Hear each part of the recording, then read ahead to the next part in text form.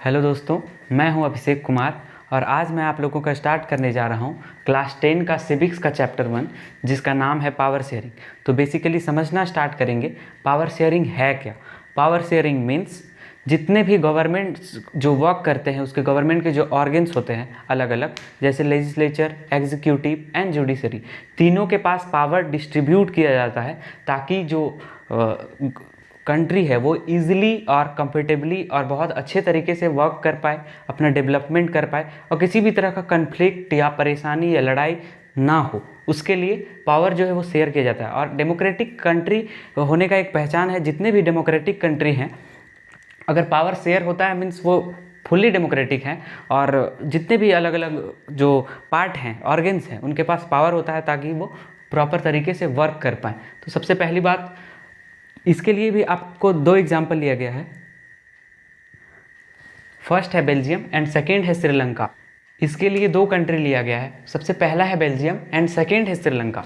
दोनों का सिचुएशन देखेंगे, कंडीशन देखेंगे, उसके बाद आप लोगों को समझ में आएगा कि पावर शेयरिंग का फ़ायदा क्या है और उसके नहीं होने से क्या नुकसान है और क्या होता है, दोनों में फ़र्क देखेंगे।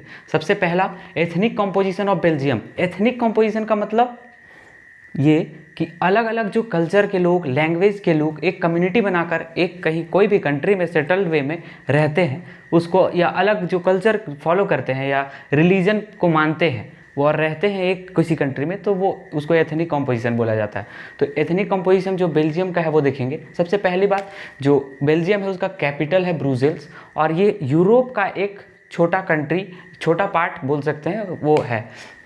नेक्स्ट है आपका federal state in western Europe.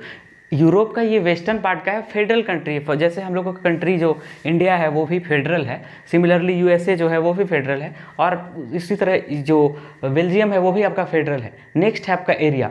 Area जो है वो इंडिया के हरियाणा जो कैपिटल है उससे कंपेयर किया गया है। हरियाणा जिसके पॉपुलेशन के बराबर है यहाँ का बेल्जियम का। बेल्जियम और हरियाणा का जो पॉपुलेशन है वो एग्जैक्टली अप्रॉक्सीमेटली सेम है और that is 1 crore and above. Next है आपका बॉर्डर जो है वो शेयर करता है बेल्जियम नीदरलैंड से, लग्जमबर्ग से, फ्रांस एंड जर्मनी। ठीक है, यहाँ तक क्लियर होगा आप लोगों को। नेक्स्ट है आपका यहाँ का पॉपुलेशन जो है अलग अलग जितने भी रीजन्स हैं उसमें अलग अलग कम्युनिटी के लोग, लैंग्वेज यूज़ करने वाले लोग जो है, जैसा कि मैप में आप लोग देख सकते हैं, फ्लेमिश जो रीजन है यहाँ का पॉपुलेशन जो है वो 59% है। मतलब यहाँ फ्लेमिश रीजन में 59% पॉपुलेशन जो है स्टे करते हैं एंड वो लैंग्वेज जो यूज करते हैं वो डच लैंग्वेज है। डच एक सिंपली जैसे हम लोग का इंडिया में हिंदी है, इंग्लिश है एंड जो अदर लैंग्वेज, तमिल वो ऐसे वो यूज़ होता है, सिमिलरली यहाँ का डच लैंग्वेज यूज़ होता है। और 40% जो है वेलोनिया रीजन में लोग जो पॉपुलेशन है वो लाई करते हैं, वो रहते हैं और जो लैंग्वेज यूज़ करते हैं वो फ्रेंच है। 1% जो पॉपुलेशन है वो बेल्जियंस हैं और लैंग्वेज जो यूज़ करते हैं वो जर्मन लैंग्वेज यूज़ करते हैं। ठीक है, यहाँ तक आप लोगों को क्लियर होगा। नेक्स्ट है आपका इसको, और यही जो ब्रुसेल्स कैपिटल है वहाँ का जो ठीक अपोजिट है, जो ओवरऑल कंट्री का जो पॉपुलेशन है उससे अपोजिट है। 80% जो लोग हैं जो ब्रुसेल्स में जो कैपिटल है वो फ्रेंच लैंग्वेज यूज़ करते हैं और वो 20% डच लैंग्वेज यूज़ करते हैं यहाँ पे। लेकिन आप जैसा कि आप लोगों को मैं अभी बताया, ये वेलोनिया रीजन जो है दैट इज़ वहाँ पे फ्रेंच लैंग्वेज यूज़ करते हैं जो कि 40% है ओनली और 59% फ्लेमिश रीजन है। तो फ्लेमिश यहाँ पे ज़्यादा है और डच लैंग्वेज ओवरऑल कंट्री में ज़्यादा है, लेकिन वही कैपिटल सिटी में फ्रेंच ज़्यादा है। फ्रेंच यूज़ करने वाले फ्रेंच लैंग्वेज यूज़ करने वाले जो लोग हैं वो ज़्यादा हैं और डच लैंग्वेज वाले भी कंपैरिजन में कम है। ठीक है, यहाँ तक क्लियर होगा। नेक्स्ट है आपका फ्रेंच स्पीकिंग। जितने भी लोग हैं वहाँ के जो फ्रेंच यूज़ करते हैं वो बहुत ही उनका माइनर लोग हैं, मीन्स बहुत ही कम है, पॉपुलेशन वाइज कम है लेकिन बहुत ही रिच एंड पावरफुल है, जिसके वजह से उनको बहुत सा गवर्नमेंटल बेनिफिट जो है वो मिलता गया। और वही जो डच स्पीकिंग है उनको इसका बेनिफिट नहीं मिला।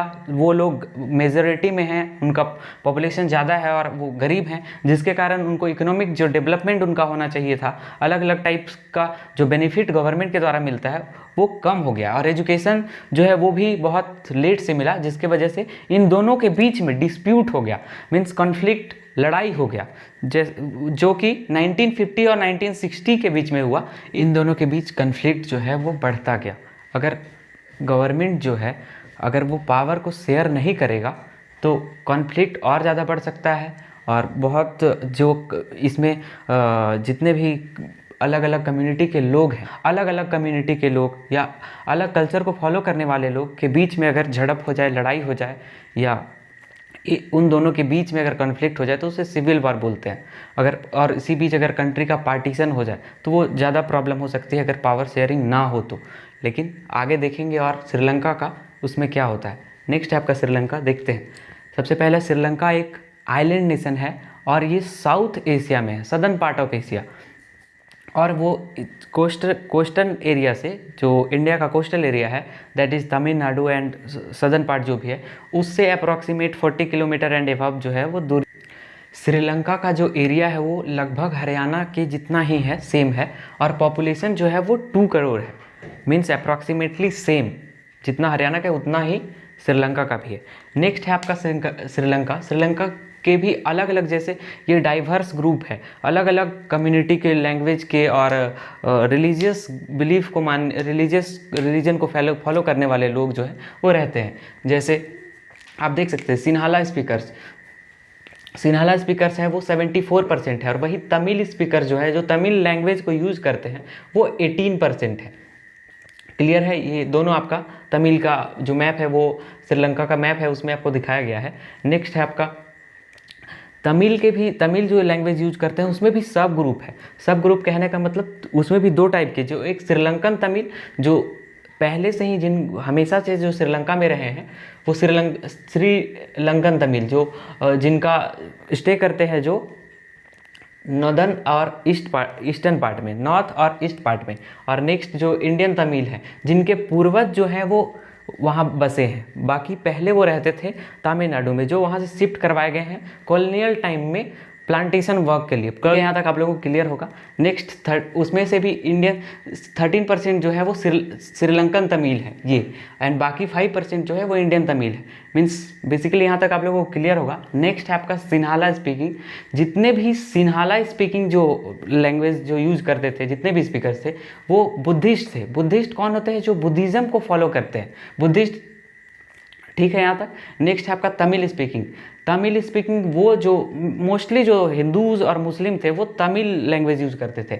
बाकी 7% बचा जो पॉपुलेशन है वो क्रिश्चियंस थे, और लैंग्वेज में तमिल और सिन्हाला दोनों लैंग्वेज यूज। जस्ट इमेजिन कीजिए कि अगर जितने भी बेल्जियम के लोग हैं, अगर वो भारी पड़ जाते, जितने भी जो मेजॉरिटी ऑफ पॉपुलेशन थे या जो माइनॉरिटीज़ थे, अगर उनका पावर बहुत ज़्यादा दबदबा बढ़ते जाता, तो जो ब्रुसेल्स के जितने भी अदर जो माइनर लोग थे, उन लोगों के बीच भी कॉन्फ्लिक्ट होता, परेशानी आती, तो वो कॉन्फ्लिक्ट की तरफ बढ़ते। वो चाहते हैं कि हम लोग का जो पार्ट है वो कंट्री कुछ पार्ट अलग हो जाए, ताकि हम लोग ईजिली और इंडिपेंडेंटली रह सके। सिमिलरली यहाँ पे भी अगर जो मैक्सिमम जो पॉपुलेशन है वो आपका सिन्हाला स्पीकर्स हैं, that is 74%। A great difference between both of them, that is Tamil speakers and Sinhala speaker. 74% and 18%, बहुत ज़्यादा डिफरेंस होता है। अगर सिन्हाला स्पीकर्स जितने भी थे, अगर उनका दबदबा बहुत ज़्यादा श्रीलंका में बढ़ जाए तो सिचुएशन समझिए अगर तो क्या हो सकता है। मे भी ऐसा हो सकता है कि जितने भी श्रीलंकन जो तमिल लैंग्वेज यूज़ करते हैं वो अपना एक अलग कंट्री मांग कर दें, या और भी कुछ, या कन्फ्लिक्ट कर इन लोगों के बीच अलग अलग कन्फ्लिक्ट अगर हो जाए तो बहुत ज़्यादा परेशानी वाला बात है, जिससे दिक्कत हो सकता है। और या मे बी कंट्री डिवाइड हो सकता है 2 पार्ट में या उससे भी ज़्यादा। ठीक है यहाँ तक। नेक्स्ट टॉपिक में आप लोगों को बताता हूँ यहाँ तक।